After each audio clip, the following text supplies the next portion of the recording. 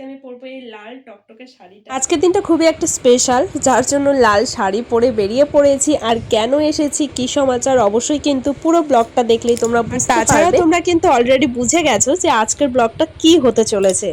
A few moments later. অন্যান্য দিনের থেকে আজকের ব্লগটা কিন্তু খুবই স্পেশাল হতে চলেছে। এত সুন্দর একটা দিনে খুব সকাল সকাল আজকে ঘুম থেকে উঠে গেছিলাম। তো এখন বাজে মোটামুটি 7টা, আর আজকে 7টার মধ্যে কিন্তু আমার সমস্ত কাজ কমপ্লিট হয়ে গেছে, আর সেগুলো তোমাদের সঙ্গে আজকে শেয়ার করিনি। তো স্নান ধান সেরে চলে এসেছিলাম আমি ফুল তুলতে। তো দেখতেই পাচ্ছ আমাদের বাগানের ফুল তুলছি, আর কত ফুল ধরেছে যে তার কোনো হিসাব নেই। মোটামুটি তো আমার ফুল তোলা হয়ে গেছে। তো এখন আমি পুজোটা সেরে নেব, তারপর তোমাদের সঙ্গে শেয়ার করব যে আজকে স্পেশাল দিনটা কি। তো চলো ফুল ভিডিওটা দেখতে থাকো। So hello everyone, welcome back to my channel OVPL লাইফস্টাইলে আরও একটা নতুন ব্লগে সবাইকে স্বাগত জানাই। তো একেবারে সকাল সকাল আজকে ব্লগটা শুরু করেছি। তো আমার মোটামুটি সকালের সমস্ত কাজ কমপ্লিট হয়ে গেছে, আমি স্নান ধানও করে নিয়েছি। তো আজকে একটু বেরোবো, মানে আজ হলো আমার পাপার হাতে খড়ি হবে। তো সরস্বতী পুজোর সময় তো আমরা ছিলাম পুরীতে, তোমরা সবাই জানো যারা যারা আমার ব্লগ ভিডিওগুলো দেখো। তো সেখানে যেহেতু ছিলাম, যার জন্য হাতে খড়িটা দেওয়া হয়নি। তো একটা ভালো দিন আজকে, আর ব্রাহ্মণের কাছ থেকে শুনে এসেছি যে কোন দিনে হাতে খড়ি দিলে ভালো হবে। তো আজকের ডেট দিয়েছে। তো এই ডেটে আজকে আমরা যাচ্ছি পোড়া মায়ের মন্দিরে, সেখানে নাকি হাতে খড়ি দেওয়া যায়। আর পোড়া মা নাকি নীল সরস্বতী, ঠিক আছে, আগে তো আমি জানতাম না। আর এখানকার মন্দির কোন কি ঠাকুর সেটাও জানি না, বাট এখন জানতে পারলাম যে সেটা নাকি নীল সরস্বতী। তো যার জন্য সেখানে আমরা হাতে খড়ি দিতে যাবো। আর সেখানে অনেক বাচ্চা কাচ্চাদের হাতে খড়ি হয়েছে এর আগে। তো চলো ঝটফট রেডি হয়ে নেই, আর কি পরে যাব কি বৃত্তান্ত চলো একটু দেখে নেই। মানে আমার হাজব্যান্ড তো বাড়িতে নেই, যার জন্য খুব একটা কেনাকাটা করিনি। আমরা মন্দিরে যাব, হাতে খড়ি দিয়ে চলে আসবো, কারণ ও একটু একটু বড় হয়ে যাচ্ছে, আর একটু একটু করে লেখা শেখাতে হবে। কারণ 3 বছর হলেই স্কুলে ভর্তি করিয়ে দেবো। মোটামুটি ওর 2.5 বছর হতে চললো, এখনো হয়নি যদিও বা। ঠিক আছে, তো চলো কি পরে যাব চলো দেখাই তোমাদেরকে। তো আজকে একেবারে লাল টকটকে একটা শাড়ি পরে যাব। সরস্বতী পুজোর দিন সবাই হলুদ শাড়ি পরে, সাদা হলুদ। আজকে আমি পরবো এই লাল টকটকে শাড়িটা। তো এই শাড়িটা পরে কিন্তু আমি এই বাড়িতে এসেছিলাম ফার্স্ট, মানে বিয়ের পর, ঠিক আছে। তো এটাই আজকে পরে যাব, অনেকদিন পর এই শাড়িটা আজকে বের করলাম। আর তার সাথে নিয়েছি এই যে ব্লাউজ। আর এই হচ্ছে পাপার একটা কি বলবো, এটাকে ফতুয়া বলে না কি বলে, যাই হোক এটা নেওয়া হয়েছিল পুরী থেকে। আর এটা না পরেনি একদিনও, তো ভাবলাম না আজকে আমি এটাই পরিয়ে নিয়ে যাব।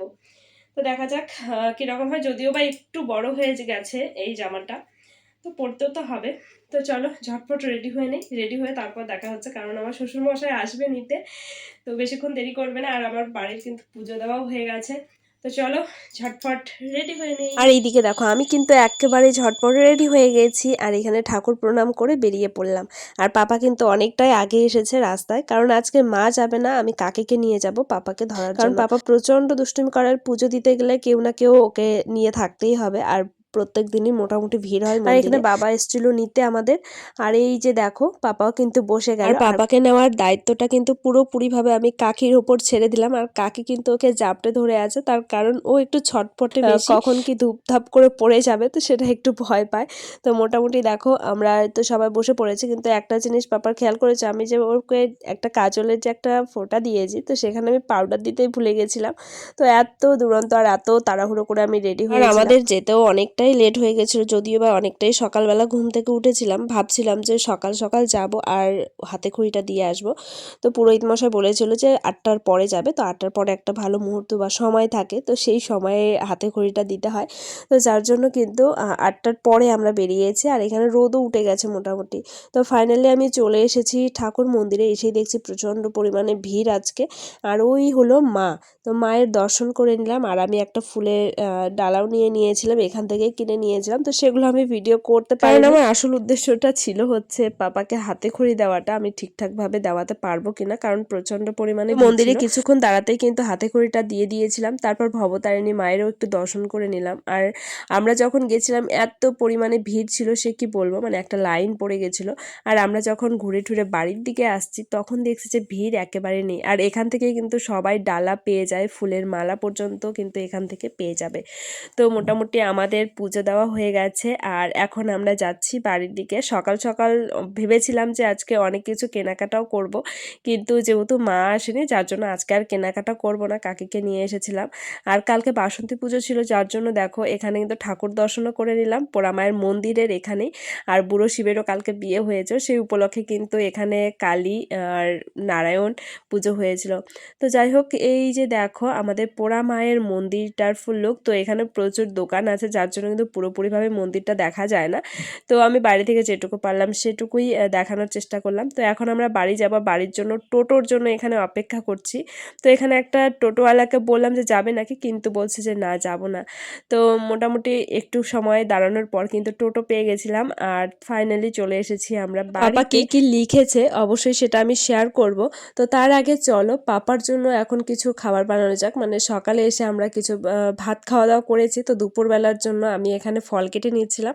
মানে পাপার জন্য একটা বেদানা নিয়ে এসেছিলো শ্বশুরমশাই, এত সুন্দর বেদানাটা সে কি বলবো, কিন্তু দামও প্রচুর নিয়েছে।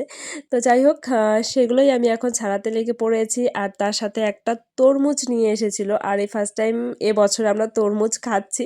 তো শ্বশুরমশাই বাড়ি এসছে, তো ভাবলাম না তরমুজটা কেটে এখন দেওয়া যাক, মোটামুটি গরমও পড়ে গেছে আর দুপুর টাইমটা তরমুজ খেতে কিন্তু খুবই ভালো লাগে। তো যার জন্যই কিন্তু এখানে বসে পড়েছি তরমুজটা কাটতে। আর তরমুজ খেতে বরাবরই খুবই ভালো লাগে, আর আমার কর্তামশাই যখন বাড়ি আসে তখন তো দুদিন পর পরই এই তরমুজ আসবেই। আর আমের দিন তো আম একদম থাকবেই ফ্রিজে। তো মোটামুটি দেখো তরমুজগুলো কেটে নেওয়া হয়ে গেছে আর বেদানাটাও আমি ছাড়িয়ে নিয়েছি। তো আমার কিন্তু বেদানাটা খুবই পছন্দের একটা মানে ফল বলতে গেলে। তরমুজটা কাটা হয়ে গেছিলো আর বাবা ঘুমিয়ে পড়েছে জন্য বাবাকে আর ডাকিনি, ফ্রিজে রেখে দিলাম, ঘুম থেকে উঠলে পরে আবার দেব। আর দেখো ফ্রিজে আমাদের সেরকম কিছু নেই, তো কালকে নিয়ে এসেছো মিষ্টি লাড্ডু, তো কিছুটা খাওয়া হয়েছে আর কিছুটা পড়ে রয়েছে। বাকি যে কটা পড়ে আছে সেগুলো কিন্তু সব আমার পেটে যাবে, কারণ এগুলো আর কেউ খাবে না, ঠিক আছে। তো চলো এখন যাব ঘরে। গাইস এখন হচ্ছে সন্ধ্যা, মোটামুটি 7টা বেজে গেছে। তো আসলাম কাকিদের বাড়িতে।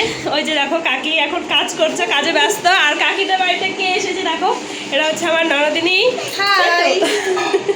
তো এখনই আসলো, এখন আসলাম সবার সাথে দেখা করতে। আচ্ছা, আর এই যে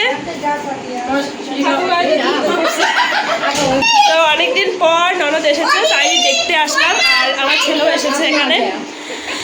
তো এখন সবাই মিলে এখন গল্প করছি। এখন চলে এলাম বাড়িতে, কাকিদের বাড়িতে গিয়ে প্রচুর গল্প হলো।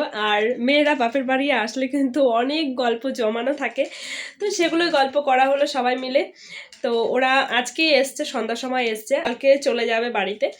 তো মোটামুটি অনেকক্ষণ ছিলাম সেখানে, অনেক গল্প হলো, তো খুব ভালো লাগলো। তো যাই হোক, আজকের ব্লগটা আমি আর বড় করছি না, এখানেই শেষ করছি। কেমন লাগলো অবশ্যই তোমরা জানাবে কমেন্ট করে। যদি ভালো লাগে চ্যানেলটাকে সাবস্ক্রাইব করে দেবে, তার সাথে একটা লাইক আর একটা কমেন্ট রাখবে সবাই। আর কীরকম ভিডিও চাচ্ছ তোমরা অবশ্যই সেটা কিন্তু কমেন্ট করে অবশ্যই জানাতে পারো। তো চলো দেখা হচ্ছে নেক্সট আরও একটা নতুন ভিডিও নিয়ে। তো সবাই ভালো থেকো, সুস্থ থেকো, টাটা সবাইকে।